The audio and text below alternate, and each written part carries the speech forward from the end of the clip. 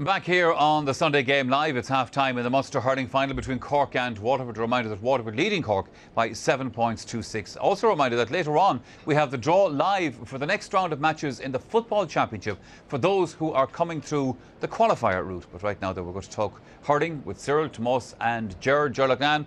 Not a great first half, I suppose, for the neutrals. It was tactical and tight, I suppose, is what you'd call it. Yeah, I suppose it was. And I suppose what it proves is, you know, the old adage is you can't turn back the clock, you know, and the Cork running game that was so successful over the last 10 years, the players just haven't got the speed to carry out that kind of a game now. And I suppose nobody reflects that more than Ben O'Connor. You know, he's not able to get away from his man. He's missing frees. He hasn't the confidence of old. He has missed 3 sideline balls. But it's not just Ben. It's all over the field that they're being caught. They're very lethargic. Cork are really, really lethargic. And really what's holding him in the game is that half-back line. You know, especially Curtin at centre-back. You know, but Waterford, on the other hand, you know, they may be limited, but they're working very hard. They're chasing down everything, they're blocking, they're hooking, they're much better in the air, and they're delivering much better ball to their forwards, especially into John Mullane. So, Asaki isn't working. Cork are in big trouble here, and it'll take a massive turnaround for them to win this game. Yeah, mind you, I suppose, Sarah, the other side of it is they are only a point down, but picking up on what Gerard said there, you know, we saw them in the league final. Galway beating them well that day. Then they come and they play Tipperary in the Munster Championship, and they win very convincingly.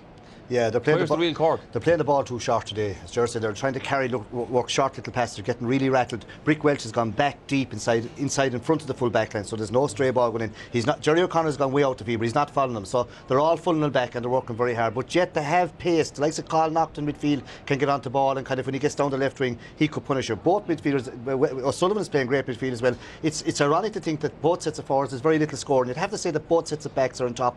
Waterford should be up 4 or 5 points. They're only up 1, and even though Cork have been well beaten around the pitch, they're still in the game. As far as I make it, there's practically no scores at all coming from the Cork forward division except for Ben O'Connor. Carl Naughton is showing the way from midfield. He started very well. He started like a house on fire, right? And you were saying, like, he's on his game. He has the pace to get away from those guys around the midfield. And you know, I mean, there was injury doubts about Richie Foley coming into the game. But look, this is Cathal at his best, right? Getting away, getting loose play, and having the confidence to take a shot off his left hand. And that's a great score in the first half. And like, that was an inspirational point. I mean, that was after John Mullane maybe got the opening one for Waterford, and like that should have kind of ignited things for Cork, you know. And sometimes, like, you see in a situation like that, right, this is the best option to take, is actually put the ball over the bar from distance, right? Whereas we've seen it with Ben and Jerry at times, they may be taking too many steps and they're getting themselves into trouble. They're waiting for Tom Kenny to come from midfield, and they're giving ball to Tom that he has lost as well, when there was points there for the taking, you know. And I mean, that's the only time that you're going to suck out that Waterford defence, is by throwing the ball over the bar from long distance. And if that happens,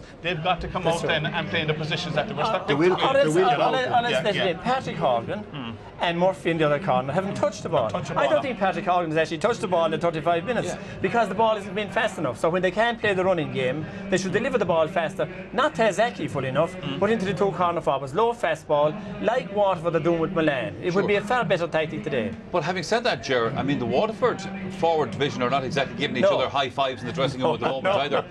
2 points from John Mullane and a goal miss at the end of it. Very dependent on John Mullane, both to get scores and to create scores, you know. And now, in fairness, the ball that's going to Mullane is good, in front of him. Now, to me, this is the first time I have a few questions about Cadigan. He seems a bit flat-footed on his feet to me. He hasn't that zip in his legs to get out with Mullane. So it was a good move. Here's Mullane again. Everything in the forward line is coming from Mullane. It's a bit like the Waterford Limerick game last year, a very poor game in the first round, when Mullane really saved Waterford on his own that day as well. So it's a game that hasn't taken off at all yet. But that's probably the tactic that we said at the start of the match, that Waterford were going to go on, right? This should be a goal, right? I mean, this is a great chance for Mullane, and kind of, you know, ball maybe wasn't the best coming into him, but 9 times out of 10 he knows himself. Look, you see the reaction there, he would distance to the back of the net. But like, that's the game plan they have. We need to get Mullane on the ball all the time at the edge of the square, and we need to actually bring everybody else out the field. There was another goal chance for Waterford, and that's there, and John Cusick makes these saves. Pile drivers just look like a puck around. He made it look very easy. He's a masterful goalie. Like, this is a great line ball when there, and they are under pressure in the Cork full back line. Now this goes right through here. This is a brilliant stop. Look, he kills it then, brings it down, has a little look, now to feed. He doesn't need 2 shots. It's just the way he does. Just the way he does things here. Falls lovely here for Owen Kelly. Thinks in the back of it. Look at that. Great control. Brings it down 1 touch, and it's a thing that any young fella that wants to be a goalie should look at, because he doesn't dive. He just brings it to himself and then on the control. But still, but still there are days like today when a point is a huge score. Other days in a high-scoring game, you need goals. But today a point is actually a big score because that's how few score. And he really should have gone for the point there because that was straight and down. I wouldn't agree. The goal was on there. Listen, this game needs goals. If they got the 2 goals they should have got, but still, if Cork can go, they're back in it. Yeah, but like a 15-year-old would let in that goal. Kilkenny forward would stick it. He'd go for it. But he'd go further. He'd go further. I don't think he was going for ball. No. He actually threw that ball over the He actually took that ball down from over the crossbar. No, it was nice control, but it wasn't a hard shot. He was going for All right, we'll let you lads argue about that for a few minutes. We're going to take a short break here on the programme. After that is the second half of Cork and Waterford. Now, we also have a competition for you. Now, you could be heading to Croke Park for this year's hurling quarterfinals. OK, we're waiting for the teams to return here at Semple Stadium in Thurles for the second half of Cork against Waterford. You know, Cork mightn't be going great, sir, but there is only a point in it. Yeah, Waterford should be up 4 or 5 points at half time. Now, Davy Fitz will be happy in the sense that he's closed down the most vaunted Cork attack.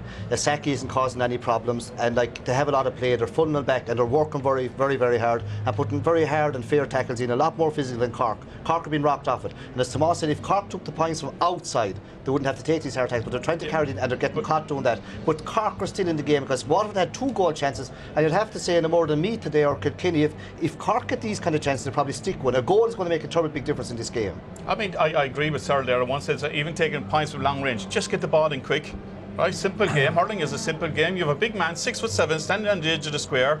We've all heard that maybe Waterford full back line has there was doubts whether he would make the starting 15 and stuff like that, and he hasn't been troubled. No ball has gone 50-50 in and top of the square to put pressure on that full back line, and that is a big downfall for Cork in that first half period. We've heard so much about the Izaki thing in the trace and stuff like that, but we've gone the wrong route. We've gone the short route rather than getting ball in the direct. But is it a case, Ger, really, maybe both teams were a bit tentative in the first half and we're likely to see a completely different second half? I think so, yeah. But even if you go back to the minor match, we had a very poor first half. There was a brilliant second half in it. You know, so often they might loosen out now. We might have the kind of game that we expected when we came here first. But you know, people saying about Cork can win this game, but Waterford can win this game as well. You know, because you know they're very, very much on top. Everything is going right from them. Their tactics are absolutely spot on. So unless Cork change their game, as Tomas says, unless they change their game and move the ball much, much faster, then Waterford will win the game. But of course, Cork will have figured this out at half time. So it'll be an intriguing second half. Whether it's spectacular or not, we'll have to wait and see. It will, there's no doubt about that. It's been a fine day here in Semple Stadium in Thurles so far, but there are a few spots of rain beginning to appear, although I don't think it's going to be anything too dramatic, says me, weather forecaster, for the second half. Let's head back to the commentary box to rejoin Marty Morrissey and Michael Dyke.